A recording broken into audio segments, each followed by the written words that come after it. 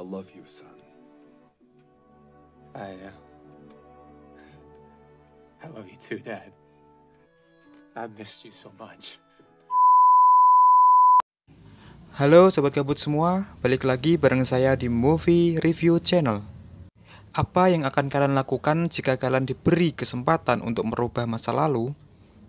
Apakah kalian akan mencegah teman menikung sang mantan? Atau mungkin kalian tidak perlu kuliah yang nyatanya itu tak membuat kalian sukses sekarang? Masih dengan tema film-film jadul, saya akan ajak kalian balik ke tahun 2000 untuk membahas film buatan Amerika dengan judul Frekuensi. Ini film bergenre fantasi ilmiah dan sangat emosional sekali bagi saya pribadi karena di dalamnya terkandung cinta kasih antara anak dan ayah yang dibalut dengan teka-teki upaya percobaan merubah takdir terjadinya kematian. Jadi kita bakal santuy-santuin aja lah ya sistemnya. Kalian simak dan resapi baik-baik alur ceritanya karena ini film mengandung bumbu-bumbu misteri yang lumayan sedikit membingungkan. Oke, nggak usah lama-lama, langsung aja kita ke filmnya. Let's begin.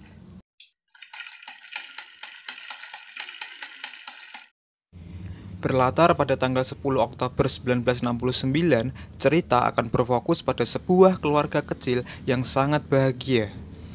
Keluarga tersebut beranggotakan 3 orang, yang mana sang ayah bernama Frank, sang istri bernama Julia, serta buah hati mereka yang bernama John. Frank adalah sosok ayah yang sangat mencintai istri dan anaknya. Frank juga dikenal sebagai pria pemberani yang memiliki integritas yang sangat tinggi sebagai petugas pemadam kebakaran. Dia juga sangat dihormati oleh rekan-rekannya karena keberaniannya dalam mengambil resiko demi menyelamatkan para korban.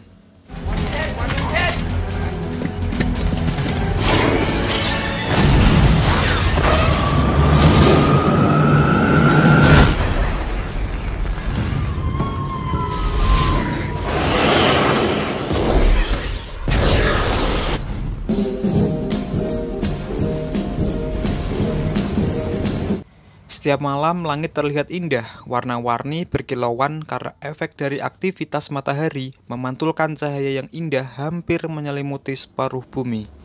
Dari sudut pandang fisika dan teori Dawei, fenomena ini dinamakan aurora borealis, yang mana teori tersebut merubah pemahaman kita tentang adanya dimensi ruang dan waktu yang tak terbatas. Scenes berpindah menuju 30 tahun ke depan, tepatnya pada tanggal 10 Oktober 1999. Kita diperlihatkan John kecil yang kini sudah tumbuh dewasa. Tak sebahagia keluarganya dulu, kisah asmara John kini sedang terguncang di mana sang pacar sudah tidak tahan dengan tingkah laku John sehingga memilih untuk pergi meninggalkannya. John adalah seorang polisi yang bertugas menangani masalah tindak kriminal, khususnya masalah pembunuhan. John merasa kesepian selepas kepergian ayah yang dicintainya 30 tahun lalu, di mana Frank dilaporkan tewas saat berusaha menyelamatkan korban kebakaran di gedung Boxton. Kini, John hanya tinggal sendirian di rumah peninggalan ayahnya itu, dikarenakan sang ibu sudah tinggal di tempat berbeda semenjak John dewasa. Suatu ketika, teman masa kecil John yang bernama Gordo datang berkunjung bersama anaknya. Tanpa sengaja, anak Gordo menemukan peti yang di dalamnya berisi barang-barang peninggalan Frank dulu. Terlihat sebuah radio tua milik Frank yang sering digunakan untuk berkomunikasi dengan rekan kerjanya yang lain. John mencoba menyalakan radio tersebut untuk sekedar bernostalgia mengenang mendiang ayahnya. Bingo. These babies. Widow, do you know what time it is? Hey, John. Yeah, right. If I'm lucky. Something going on there? Do they tie in with your field? Anything really that we gain from studying the aurora borealis. Now, yes, that's right. Now, string theory dramatically changes. Sampai tiba-tiba ada sebuah frekuensi suara masuk ke saluran radio tersebut. CQ15, come in 15. Hello? Perlu diketahui bahwa radio tersebut memiliki kode transmisi yang dapat terhubung satu sama lain ketika dinyalakan. Perbincangan berlanjut ke sebuah tim bisbol Amazing Mitch yang akan bertanding di turnamen nasional pada tahun 1969. John mengatakan kalau dirinya sudah tak mengikuti perkembangan beritanya semenjak tim tersebut kalah di final. Dan sangat mengejutkan, ternyata orang yang berada di sambungan radio tersebut adalah Frank, ayahnya sendiri di masa lampau. Jadi radio tersebut mampu menghubungkan antara masa depan dengan masa lampau. Namun saat itu mereka berdua masih belum menyadari satu sama lain. Keesokan harinya, John dan rekan polisinya sedang menyelidiki temuan kerangka mayat manusia yang terkubur di sebuah tempat bekas restoran Yunani. Belum ada cukup informasi untuk memecahkan misteri kerangka mayat tersebut. Kemudian, John memutuskan untuk mampir mengunjungi ibunya untuk sekedar mencurahkan isi hatinya pasca kepergian Sam. Julia kembali mengatakan pada John bahwa ayahnya sangat mencintainya dan besok adalah genap 30 tahun pasca kematian ayahnya. Malam harinya, radio John kembali mendapatkan panggilan dari Frank di masa lalu. Frank terheran-heran kenapa John bisa menebak hasil pertandingan yang ia katakan kemarin. Sampai akhirnya John mendengar perbincangan Frank dengan anaknya yang memanggilnya dengan sebutan Chief kecil. That was my kid. What'd you just say? You call your son Little Chief? Yeah. Hal tersebut membuat John curiga dan membuatnya mengatakan nama dan alamat stasiun radionya. Ia menyebutkan nama Frank Sullivan tinggal di Queens, New York, serta kode stasiunnya adalah W2HYV. Yang tentu saja kode itu sama persis dengan radio milik John. Lantas, John juga mengatakan data lengkap tentang nama, alamat, pekerjaan, hobi, serta kebiasaan ayahnya menyanyikan lagu Take Me Out of the Ball Game. Hingga akhirnya rokok Frank membakar meja tersebut dan sungguh mengherankan. Seketika itu, bekas gosong di meja John ikut berubah menghitam. Seketika itu, John langsung mengatakan pada ayahnya bahwa ia akan mati pada tanggal 12 Oktober 1969 karena terjebak kebakaran di gedung Buxton, yang mana di masa lalu peristiwa itu akan terjadi besok. John mencoba merubah takdir dengan menjelaskan kronologi penyebab kematian ayahnya dulu. John yang panik lantas menunggu di depan gedung Buxton untuk mencoba mencegah sang ayah masuk ke dalam. Tentu saja itu akan menjadi sia-sia karena masa depan tak mungkin merubah masa lalu. Kembali ke masa lalu, satu persatu apa yang dikatakan oleh John mulai terjadi. Frank dan kru pemadam lainnya mendapatkan perintah menuju tengah kota karena terjadi kebakaran di sana. Dan benar saja, itu adalah gedung Buxton yang mana persis dikatakan oleh John.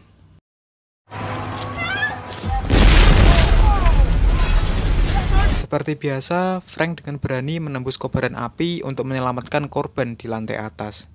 Namun, hal yang tak terduga terjadi. Roda gerigi pada tangga penyelamat mendadak rusak, sehingga memaksa Frank untuk mencari jalan keluar lain dari dalam gedung. Saat hendak memilih arah jalan keluar, Frank kembali teringat perkataan John yang mana dirinya tewas karena mengikuti instingnya melewati arah yang salah. Akhirnya, dia memutuskan mengambil arah yang berlawanan sehingga Frank pun berhasil keluar dan selamat. Dan di saat yang bersamaan, keadaan di masa depan pun menjadi berubah. Ingatan John tentang ayahnya berubah dari yang semula sang ayah tewas karena kebakaran 30 tahun lalu menjadi tewas karena terserang kanker paru-paru 10 tahun yang lalu.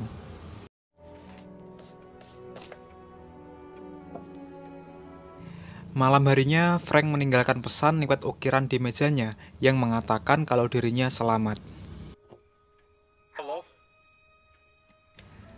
Catatan sejarah pun juga ikut berubah, di mana foto keluarga mereka berubah menjadi foto John remaja. Mereka kembali ngobrol lewat radio dan saling berbicara hangat layaknya seorang ayah dan anak pada umumnya. I love you, son. I love you too, Dad. I missed you so much. Masa depan kembali berubah. Sam, pacar John sebelumnya, mendadak menjadi tak kenal dengan John. John tak ambil pusing dengan hal tersebut dan langsung pergi menuju kantornya. Sesampainya di kantor, Seth, atasan John di kepolisian, memberikan hasil forensik sementara terkait kerangka mayat yang ia temukan beberapa hari lalu. Ada dugaan bahwa kerangka tersebut adalah milik salah satu dari 10 korban pembunuhan burung bulbul 30 tahun lalu. Ternyata, masa depan kembali berubah setelah upaya John menyelamatkan takdir ayahnya dari peristiwa kebakaran yang seharusnya menewaskan Frank dulu. Dengan kata lain, takdir yang dirubah di masa lalu berdampak pada takdir-takdir lain setelahnya. John bergegas pulang untuk kembali memperingatkan ayahnya tentang kejadian tersebut. Perlu diketahui bahwa tersangka kasus pembunuhan yang dinamakan burung bulbul 30 tahun lalu itu belum juga terungkap sampai saat ini. Kemudian John memerintahkan ayahnya untuk membantunya mencegah korban berikutnya yang mana waktu pembunuhannya tersebut akan terjadi besok di masa lalu. Berdasarkan data tambahan dari forensik, John berhasil menemukan identitas tersangka kasus pembunuhan tersebut. Sedangkan tugas sang ayah cukup menjaga para korban dari tersangka di tempat dan waktu yang telah tercatat dalam data. John terus memberikan informasi-informasi terkait korban berikutnya kepada Frank dan berhasil mencegah terjadinya pembunuhan. Sementara John di masa depan mencoba menginterogasi terduga pelaku burung bulbul, yaitu Daryl Simpson. Sedangkan Frank di masa lalu kembali mencoba menghentikan pembunuhan berikutnya yang akan terjadi di sebuah bar. Namun saat itu tersangka menyadari keberadaan Frank dan menghajarnya di toilet serta mengambil SIM di dompetnya. Alhasil korban pun tak bisa diselamatkan. Frank pun merasa khawatir karena SIM-nya telah dicuri yang artinya alamat tempat tinggalnya sudah diketahui oleh tersangka. Namun John memiliki ide brilian untuk menjebak pelaku di masa depan dengan tanda bukti sidik jari yang ada di dompet Frank.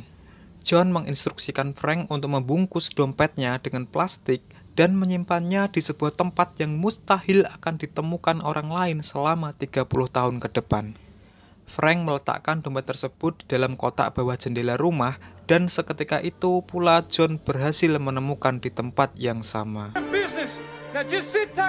John langsung mengidentifikasi sidik jari tersangka dan terungkaplah identitas tersangka yang bernama Jack Shepard, seorang polisi di masa lalu.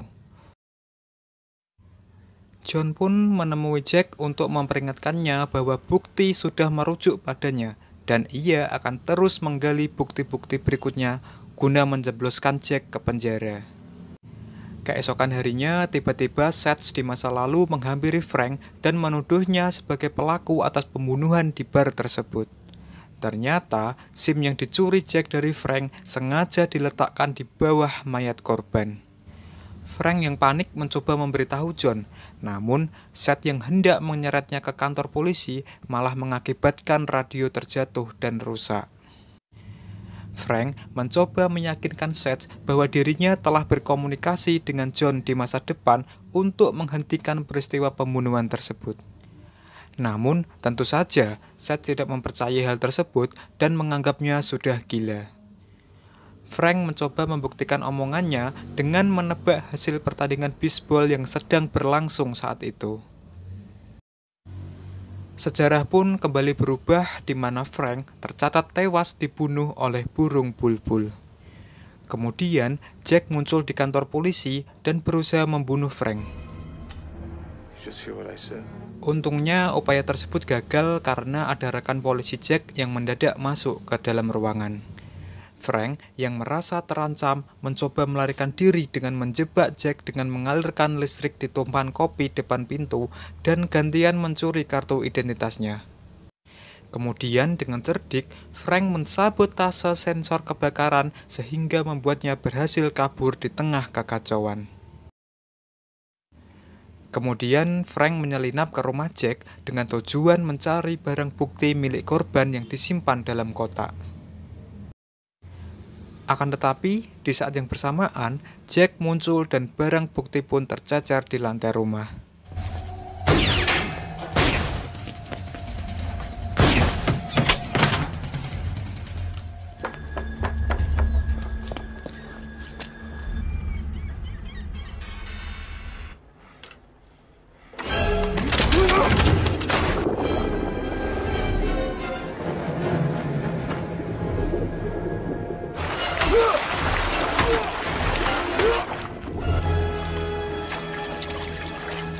Frank juga berhasil menghentikan Jack dan menenggelamkannya ke dasar laut.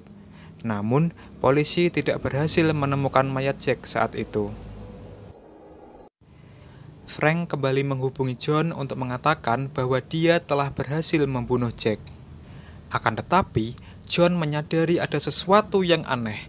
Jika memang Jack sudah mati, seharusnya sang ibu juga masih hidup, dan ternyata He's dead. Your life away. Jack masih hidup dan menyerang John. Begitu juga dengan Jack di masa lalu yang datang menghantam Frank dari belakang. Pertarungan yang sama antara mereka dengan Jack berlangsung di masa yang berbeda.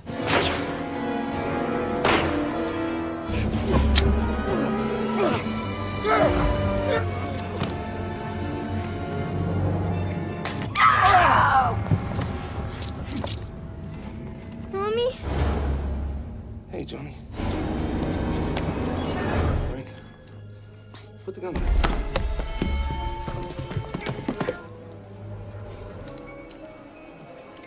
Sullivan.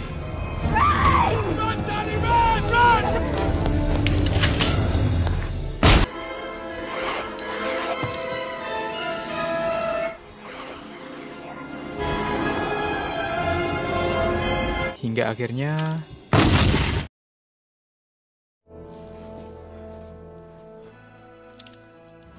John diselamatkan oleh ayahnya Frank yang dapat lolos dari kematian di masa lalu. I'm still here, Chief.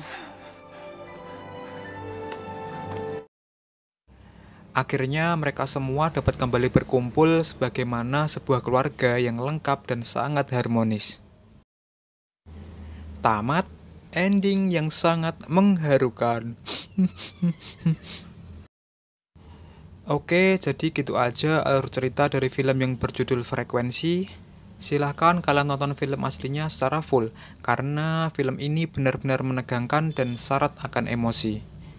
Sekali lagi, terus dukung channel kecilku ini dengan klik like, subscribe, serta ramekan kolom komentarnya.